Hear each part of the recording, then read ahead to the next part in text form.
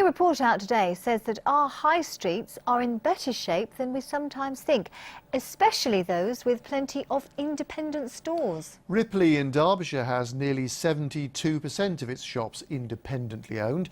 Now, though, there are concerns that plans for a new superstore on the outskirts could upset that delicate retail balance. James Roberson reports. Ripley retains a classic quality of a market town with its continuing high percentage of independent shops. David Clark's the third generation to run the family department store that's graced Ripley for a century. He says such shops are the town's strength. You're not going to a city centre which they all look the same. That's the criticism that everybody has these days. When you come here, they're all individual shops, and also you're meeting the proprietor normally is behind the counter, so people like that aspect as well. Straight across from Clark's, this independent florist opened 5 years ago. Amy's built a business on the personal touch.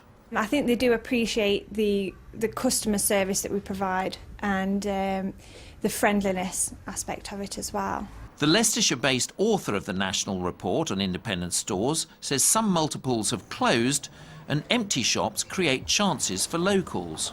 So there's opportunity for people to set up businesses and do things they've always wanted to do, so they're passionate about the businesses that they run.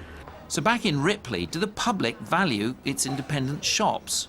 Yeah, you can get anything you want when you come up Ripley. I tend to use supermarkets if I've got the choice. There's too many supermarkets. Yeah, But there could be another supermarket on the outskirts. The Borough Council wants to sell land next to Sainsbury's to Morrison's for a development of a store, roads, housing and recreation.